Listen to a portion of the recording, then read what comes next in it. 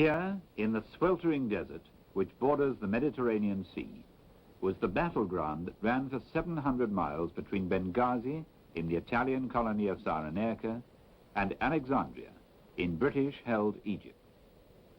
Halfire Pass was the setting for a battle that would last over 2 years and see the fall of an empire and the ruin of many military reputations.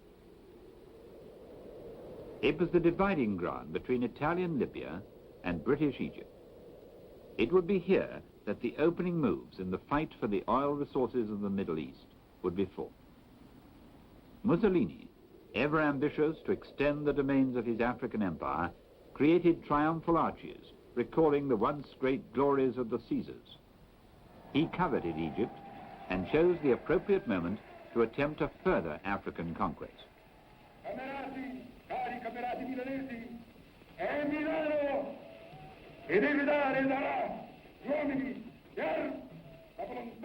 Hitler had crushed France and threatened Britain with invasion.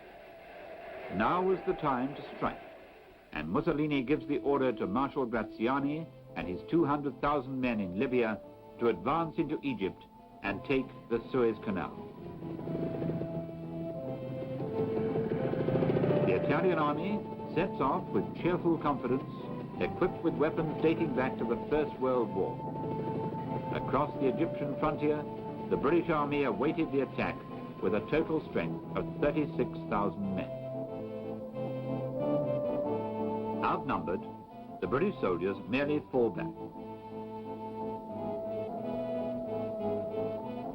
On the 16th of September, the Italian advance had pushed into Egypt some 60 miles and stopped at the modest fishing village of Sidi Barrani, which Italian propaganda turned into a major town. The Italians dug in and erected memorials to their conquest. On a December morning, the British, under General Wavell, attacked.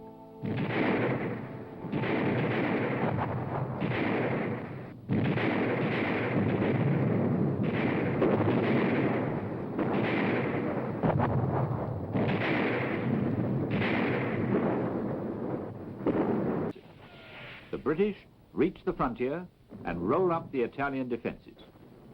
The Italians had believed themselves safe behind their barbed wire, minefields, and fortified camps. It took only a few hours to break through their front line, and in 2 days, the whole Italian position had crumbled. The British armored forces raced forward to capture Tobruk, the principal port of the region.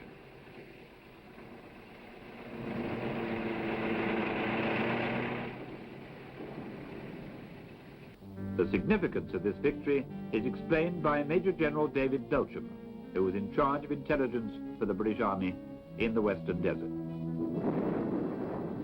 Now I'll show you on a map in the sand the advance after Tobruk. If this is the Mediterranean coast, the Jebel Akhdar, which runs like this, and then to the east, and we say here is Tobruk, and here is Benghazi. The Italians retired along the coast road, which follows like that through Benghazi and eventually into Tripolitania. When the British forces arrived here in the area of Tamimi, the armored troops went due west in order to cut the coast road route south of Benghazi, and in an attempt to bottle up the remaining Italian troops in the Jebel Akhdar. And this they succeeded in doing because they reached this area, which was called Bedafam, before the head of the retreating Italian columns. And in the event, the action at Bedafam was the end of Italian resistance. Sending troops and material from North Africa to Greece, which had been invaded by Italy and where the Germans would be sure to follow. The British army in North Africa had to stop at El Agheila and was still there when General Rommel arrived in Africa.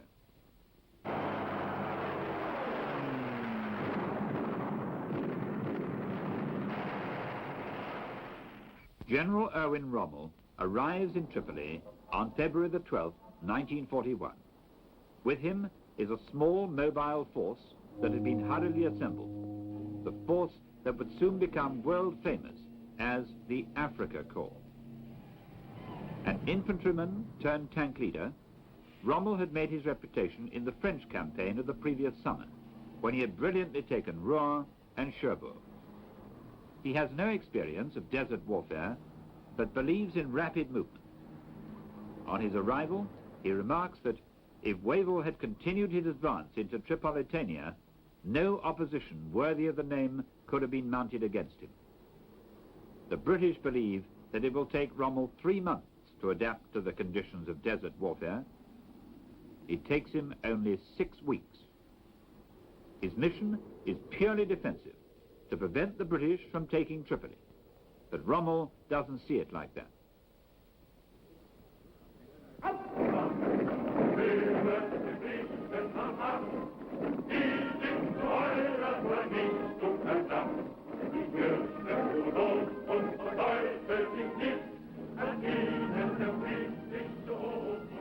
The same evening of their arrival, the German panzers make their way to the front line. Rommel's nature is not at all defensive. He believes that attack is the best tactic.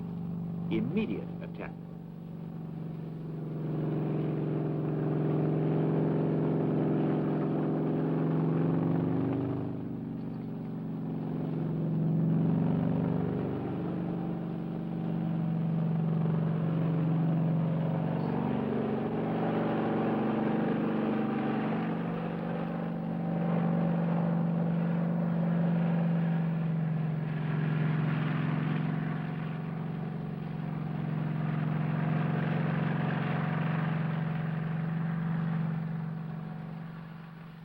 Even before the rest of the Afrika Korps have left the Italian ports, he attacks with the forces already landed. It's a classic blitzkrieg.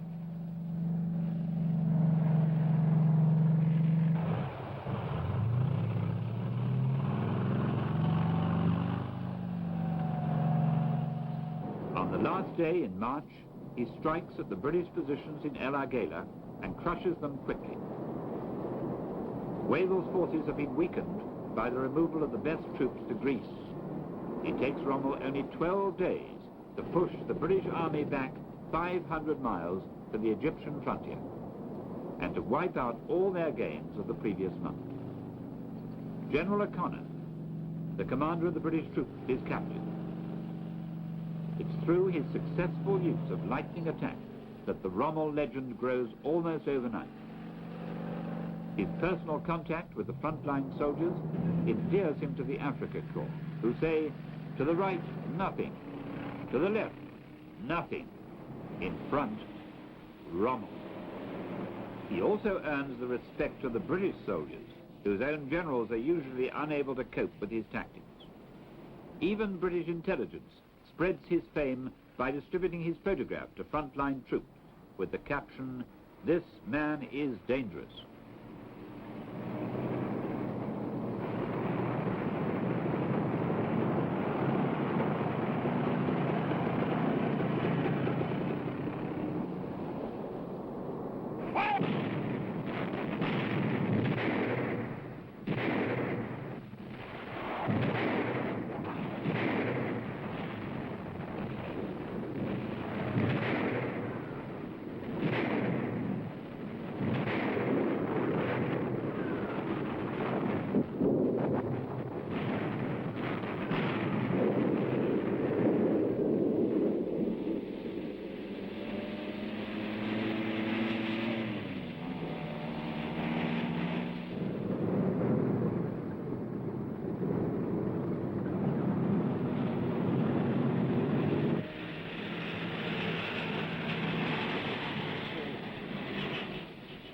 Back in Britain, jokes are made about the British soldiers who can manage easily against the Italians, but who have to retreat constantly when a few Germans appear.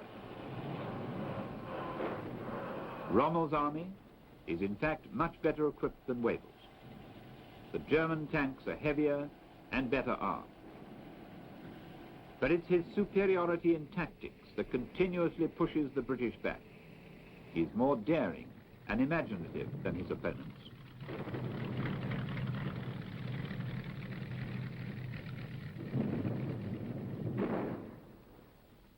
By April, the British had driven back into Egypt, where they had started only 4 months before.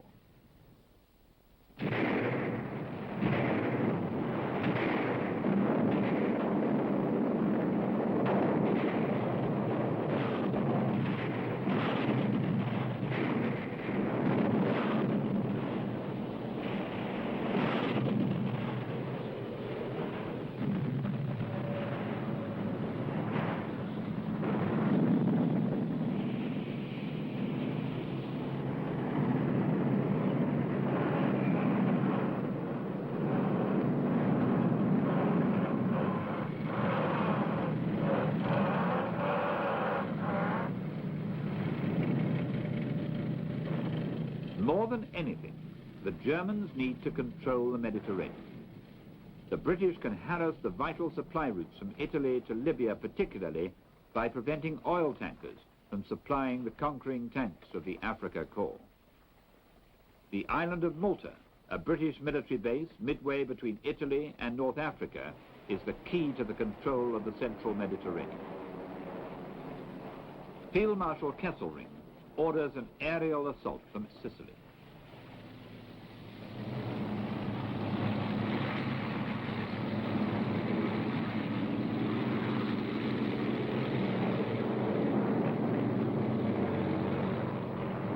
Waves of Messerschmitts and Heinkels fly thousands of sorties.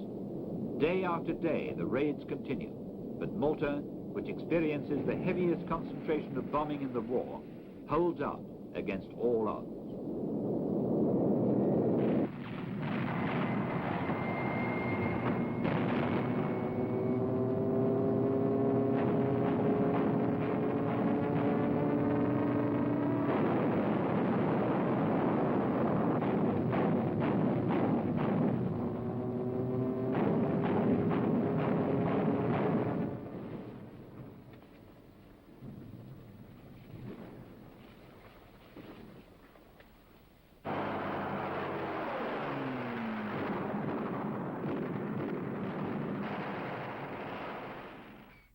While Malta withstands continuous attack from the Germans, Tobruk on the North African coast also holds out. Rommel is forced to halt operations because of fuel shortage, and the Royal Navy manages to replace the Australian garrison with fresh troops, Poles, South Africans, Indian, and British.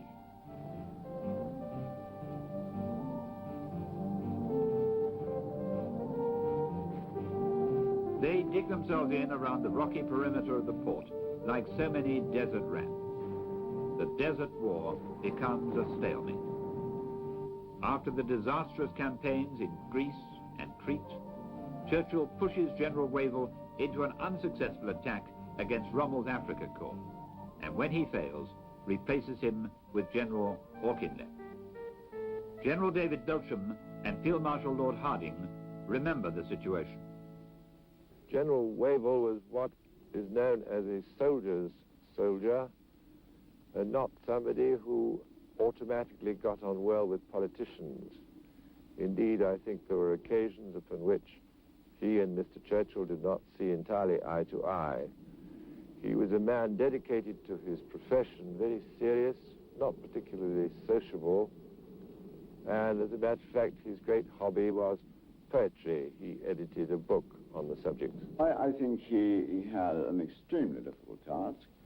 He was very much overloaded with responsibility, and he was extremely short of resources. I think he did the best he could have been expected to do with what he had available to him. General Auchinleck, who succeeded General Wavell, came from the Indian Army. He also was a very fine-looking man with much presence, a great man, General Auchinleck, who probably, if one were to criticize or mention his great difficulties, it is in the choice of subordinates. It was he primarily who suggested General Cunningham for the command of the 8th Army when it was first formed, and not very long afterwards he personally had to relieve General Cunningham in the middle of a battle against Tobruk because of a difference of opinion about the policy for that attack. In the battles that were to come, the Eighth Army saw many changes, as generals were replaced one after another because of their failure against Rome.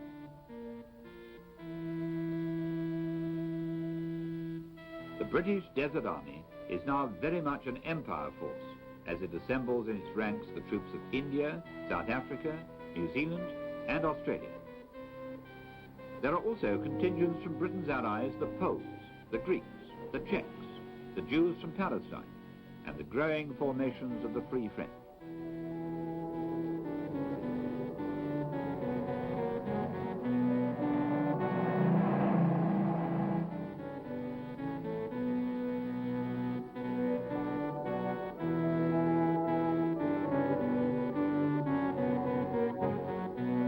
Elsewhere, in East Africa, the British forces, aided by the 1st Free French Division, had defeated the Italians in Eritrea and Abyssinia and restored the Emperor Haile Selassie on his throne. An event which cheered the British public at home, hungry for some taste of success.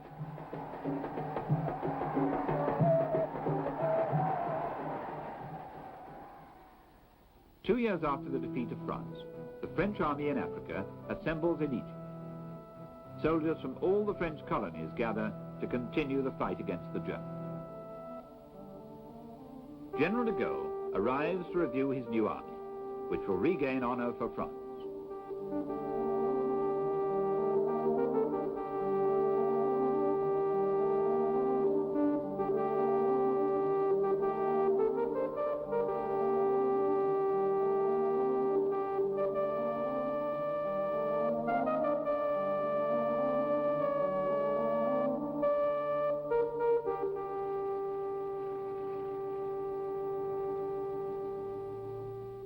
More important than men and weapons in the desert campaign was the vital supply of water.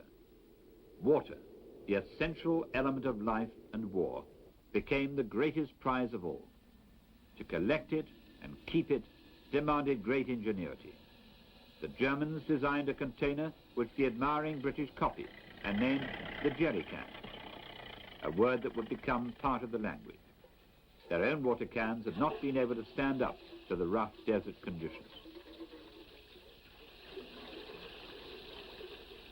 To ensure water supplies, pipelines were built and canals dug. Water trucks and storage depots were prime targets that had to be well protected.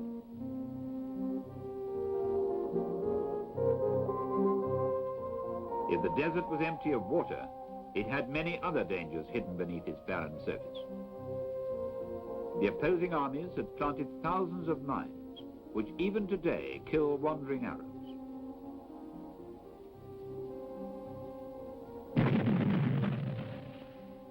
It was the battle in the desert that first saw the use of mine detectors on a large scale.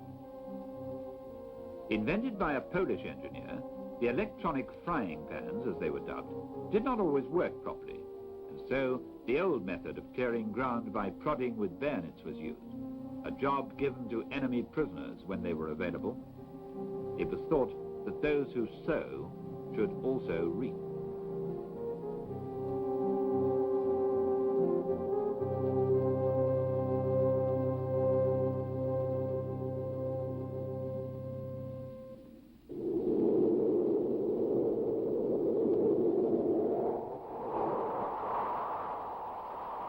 The conditions were harsh for those who fought in the western desert. Sudden sandstorms would spring up to harass unwary campers or convoys caught in their path.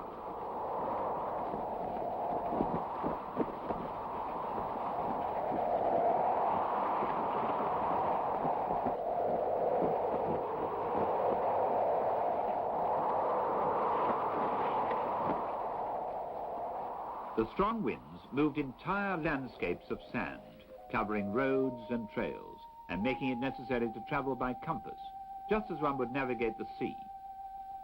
Trucks in convoy had to cling together to avoid being lost in the trackless waste.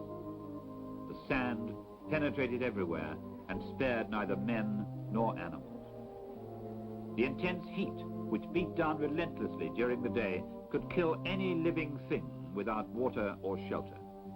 Tanks became ovens and could act as frying pans, as some German soldiers proved.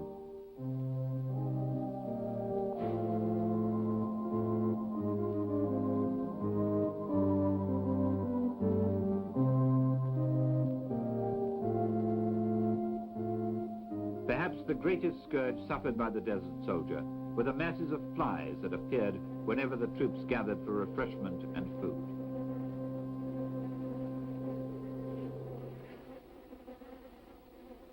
In a country devoid of any vegetation or animal life, they swarmed out to cover the men and made life unbearable for the troops on both sides.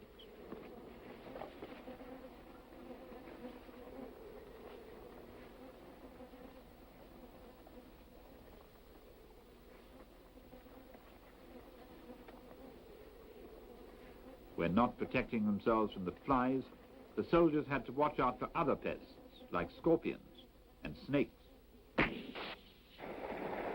The soldiers who could get to the coast enjoyed the luxury of splashing in the sea water.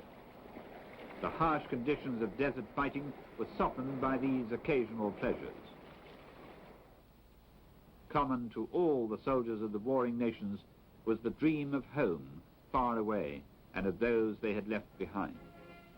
It was not surprising that the one great sentimental link which came out of the Second World War was the plaintive German song, Lili Marleen, which was taken up by the soldiers of both sides.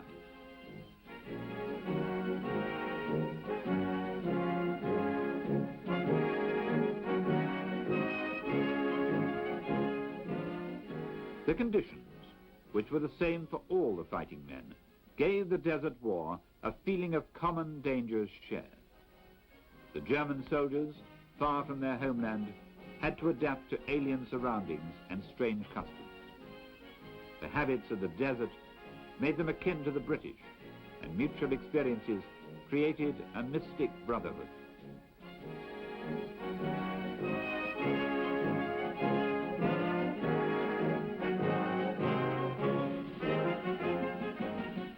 During the 3 years of the Desert Campaign, there was no home leave for British soldiers.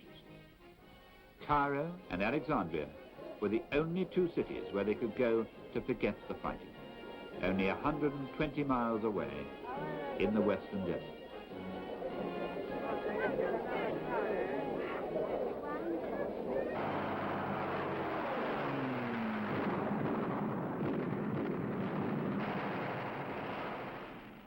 Rommel decides to take the offensive once more, and his tanks roll forward on May the 26th, 1942. He has received new and better armor and given new life to the Italian army. With characteristic speed, Rommel, the Desert Fox, unbalances the British defense by outflanking movements and attacks their static positions from the rear. In the space of a year, Rommel has come to know the desert, and he uses it to full advantage. General Koenig commands the 1st Free French Brigade entrenched at Bir Hakeim, an outpost guarding the approaches to Tobruk. He has served in Africa all his life and is at home in the desert. Expecting an enemy attack, he has ordered 1,200 defensive positions to be dug into the rocky ground. The French force consists of 3,600 men from all parts of the French Empire. The anti-aircraft guns are manned by French Marines, and the infantry comes from the Foreign Legion. They have 50 cannons and no tanks.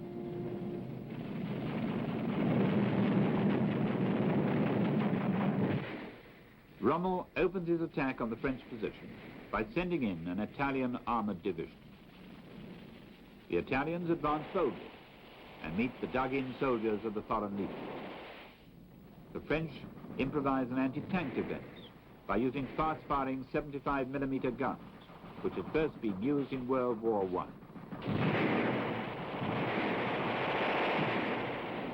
Although the Italians bravely attempt to break through, they are stopped, leaving 32 tanks and armored cars burning in front of the French entrenchments. Rommel has to reinforce the Italians with the veterans of his own Africa Corps.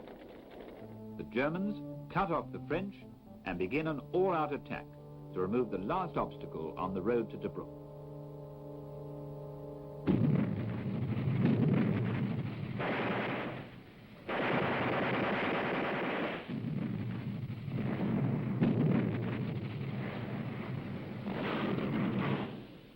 The French resistance, against great odds, earns the respect of Rommel himself. He sends them an ultimatum. If they raise the white flag and surrender their weapons, they will be spared. The French reply with artillery fire. Rommel sends in Stuka dive bombers to blast the defenders from their emplacements and attacks on the ground with 2 crack divisions.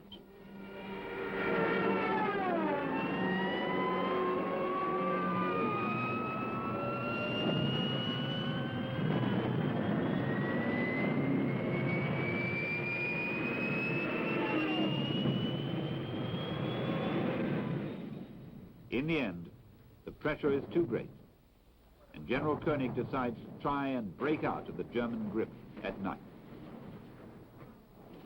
By choosing an unexpected direction, the French drive through the center of the German lines and after fierce hand-to-hand fighting, cut their way out to join the main body of the British Army 30 miles away.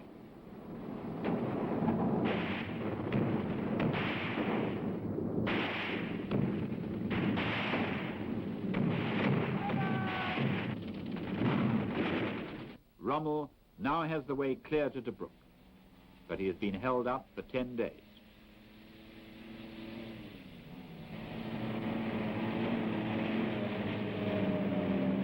The Afrika Korps is determined that this time the British will not hold out in Tobruk as they did in the previous year. Now, the Germans make full use of their outstanding anti-aircraft weapon, the 88mm cannon, which has been adapted to knocking out the British tanks attempting to counterattack.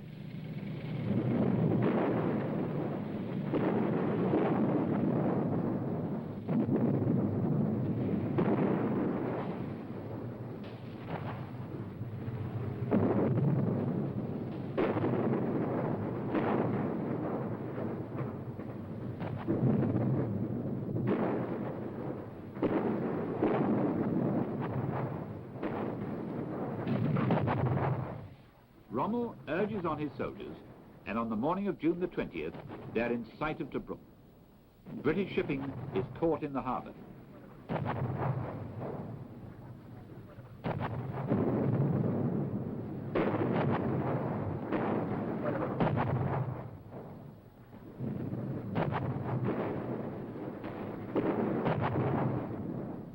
The surrender of Tobruk is a bitter humiliation for the 8th Army. The defences of the fortress had been neglected since the siege of the previous year. Anti-tank ditches had been allowed to fill with sand, and the South African garrison had been surprised by the speed and strength of the German onslaught. Rommel and the Afrika Korps capture 30,000 men and their equipment. The victory is hailed by a special communique from the High Command in Berlin. Churchill takes the news very badly. He regarded Tobruk as a symbol of British resistance.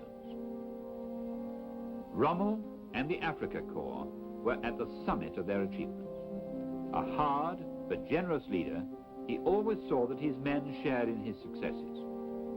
The soldiers of the Afrika Korps set the style for the German army, and their caps became the model for the rest of the Wehrmacht. Always outnumbered, Rommel, by nerve and guile, was always a jump ahead of his opponents.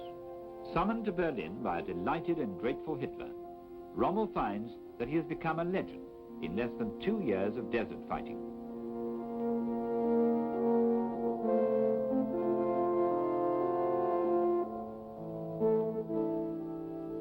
Hitler makes him a field marshal, and the inevitable triumph of German might seems unquestioned.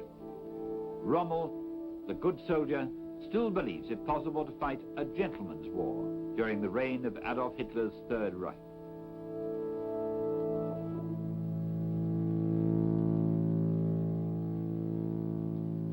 Winston Churchill experiences his worst moments in the Desert War after the fall of Tobruk.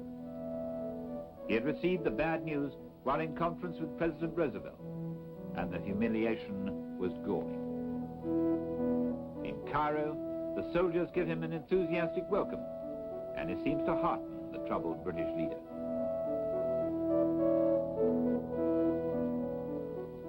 General Auchinleck, always the professional soldier, has little regard for public relations. He shows no special consideration for Churchill when he comes to inspect operations, and the lunch served for the Prime Minister's visit is no different than the headquarters mess usually provides. Taking things in hand personally, Churchill orders an immediate counterattack. Auchinleck refuses. He has enough trouble just holding his position at the little railway stop of El Alamein. Auchinleck had carefully chosen the ground for the final stand. It was the only spot where both his flanks were secure. To the north by the sea, and 38 miles south by the Katara Depression, an impassable area of quicksand and salt marsh 200 feet below sea level. Churchill returns to Cairo in August and changes the military command. He dismisses Auchinleck. Although he had chosen to stand at El Alamein, Auchinleck would not be allowed to fight the battle. Churchill chooses General Sir Harold Alexander as Commander-in-Chief of the Middle East, and Lieutenant General Bernard Montgomery to command the 8th Army. General Gott had been first choice for this post, but the day after his appointment, Gott was killed in an air crash, and Churchill replaced him with Montgomery. Major General Sir Francis de Guingamp remembered. And I remember when he got there, he told me the very first day I'd met him outside Alexandria and driven up with him and given him a verbal report of what was happening on the front. And he told me to get all the staff assembled on the Wyses Bridge that very evening. And I remember saying, okay, it's going to be very difficult. So he said it was got to be done. And so it was done. And I shall never forget that moment. There he was, this little man, quite white, not bronze, by the sun, as most of us were. And there he gave an oration, I would call it, which was second to none, which had the most fantastic effect on everyone who heard. Very quickly, he left his headquarters in order to make a tour of the front. Incidentally, during this tour, he used to borrow the headdress from soldiers in the various divisions. At one time he wore a New Zealand hat, another time an Australian hat, and so on. He became known as the general who wore funny headdress.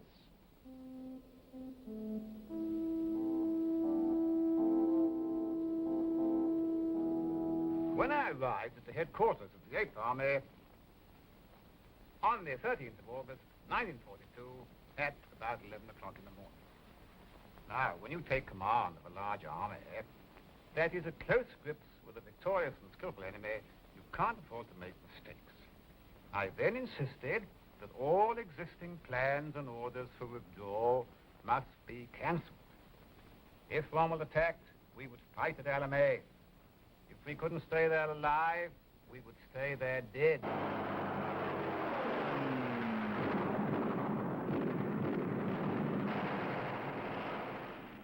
Montgomery, immediately called Monty by the men of the 8th Army, learns that his troops will be equipped with the latest tanks and artillery. Morale improves as a flood of American arms arrives.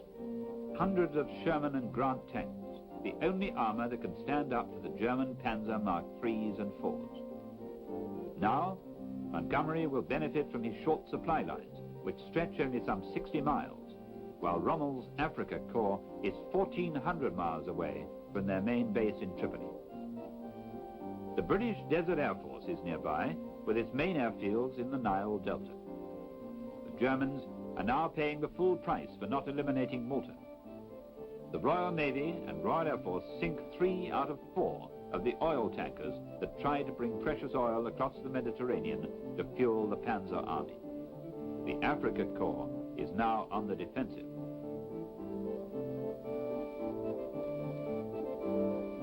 Montgomery institutes a physical fitness course for the whole army. the soldiers must undergo rigorous training, and the officers, up to the rank of lieutenant colonel, must be under 30 years of age. Montgomery also saw to it that even the lowest private was carefully briefed as to what was expected from him. Churchill wanted Montgomery's offensive to start in September, but Monty insisted on a later date. He would not begin an attack without absolute superiority. I remember one day General Alexander, who was then Commander-in-Chief Middle East, having taken over from Auchinleck, came up and arrived, and Monty took him into his caravan. He asked me to join him. And I sat in the background as usual with a pad, taking down any notes which I thought were important. And Alexander showed Montgomery a signal he'd received from Churchill, pressing Alexander to order Montgomery to carry out this offensive in September. He felt October was too late. I think one of the reasons was this coming landings in North Africa, in Algiers. And he wanted this battle to be well underway and prevent reinforcements from going over to the west of the Mediterranean. Well, Monty listened for a bit, and after Alex had said, well, now, what shall I say? Monty said to me, Freddie, give me your pad. And he took my pad and I got a pencil, and he wrote a signal. And he passed it to Alex, and he said, send that. And the gist of it was that if you want me to attack in September, it'll probably be a failure. If I can wait until October, I guarantee a victory. The sun was setting over a darkening desert on October the 23rd, when 200,000 British troops and 1,000 tanks moved into position. Monty sent every man a personal message which stated that the battle about to begin will be one of the decisive battles of history. It will be the turning point of the war. As planned, the British guns opened fire at exactly 9:40.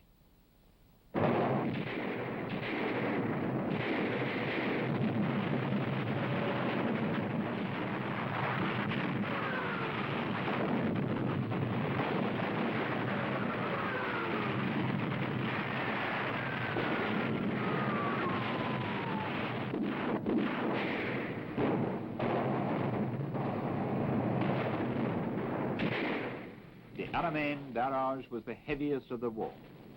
It could be heard back in Alexandria. Nearly 1,000 guns fired together. The shelling completely disrupted the enemy communication system, and the Afrika Korps was thrown into confusion.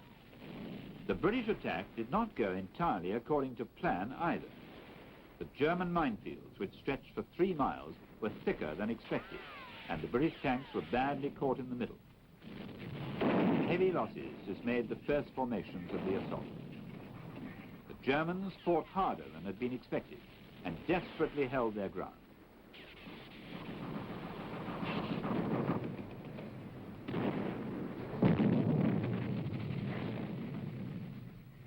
The following day, the battle raged across the minefields and losses on both sides grew heavy.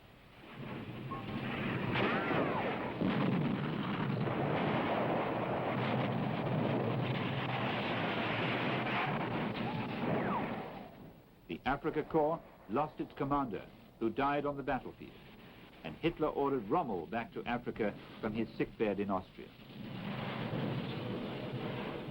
The British attack had faltered, and the exhausted units were vulnerable to a counter-thrust. But Rommel had not yet returned, and the weary Afrika Korps could not seize their last opportunity to regain the initiative.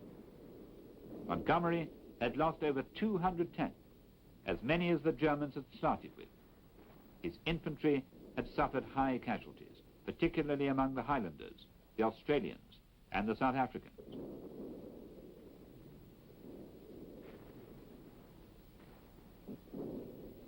Many officers believed the offensive should be called off, but Montgomery remained resolute.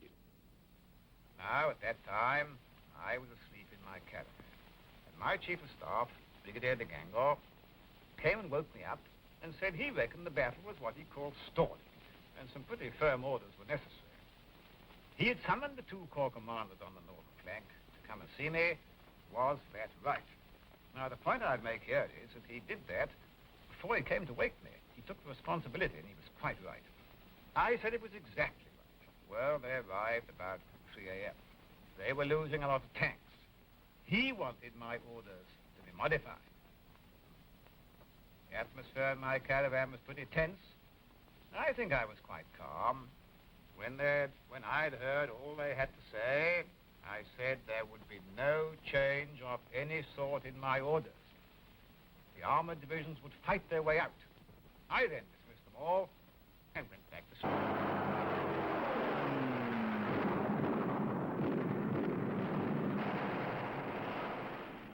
Rommel is back in Africa, sick, depressed, and furious with the Italians who no longer supply his forces.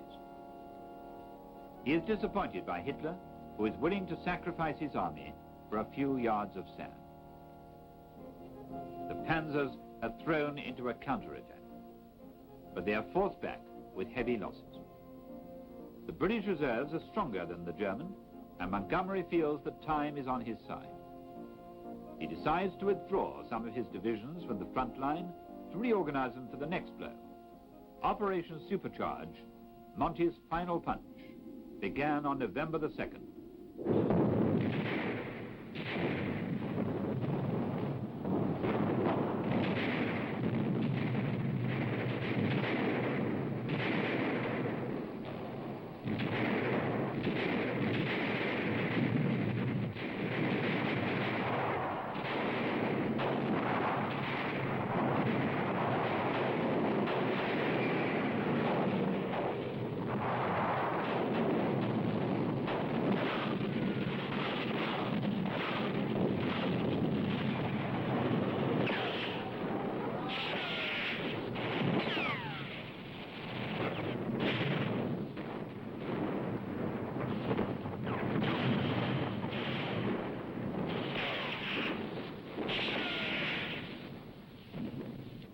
The tough Africa Corps fought as strongly as ever for their commander.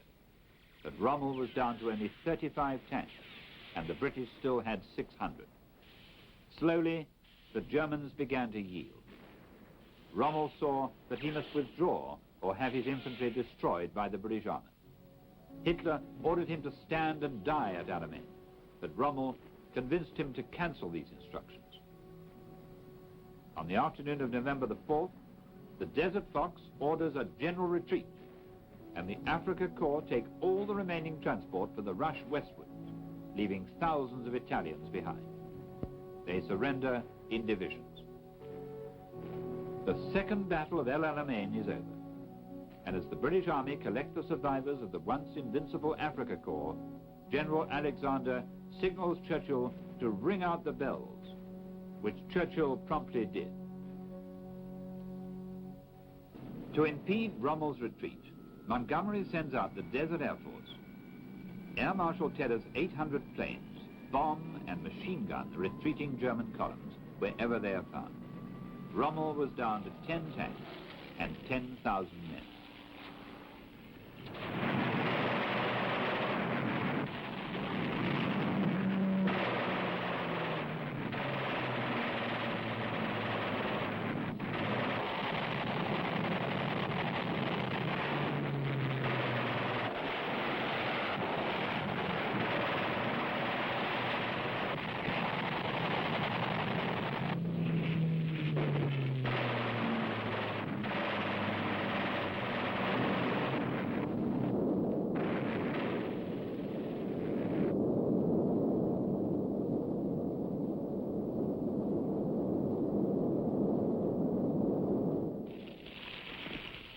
Montgomery's commanders were all for catching up with Rommel and forcing a final showdown.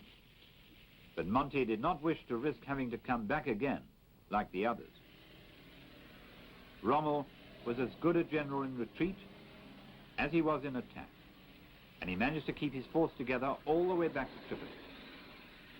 3 British armored divisions chased him all the way. One, the famous 7th, nicknamed the Desert Rats, had fought continuously since 1940.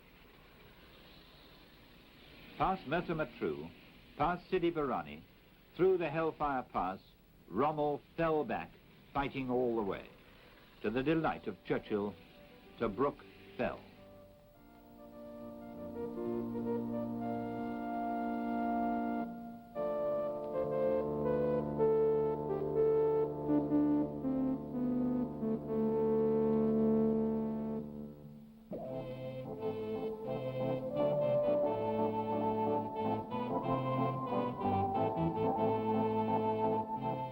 On the British side, losses amounted to 13,500 killed, wounded and missing. The Axis had 10,000 killed, 15,000 wounded and 30,000 taken prisoner. It had been a killing match, a First World War battle fought with Second World War weapons.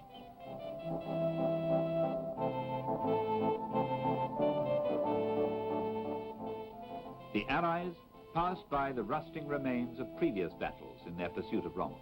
Benghazi fell in turn. El Agheila was reached on November the 24th, a month after El Alamein began. Finally, Tripoli fell on January the 23rd, 1943. Montgomery parades the 51st Highland Division to mark the event.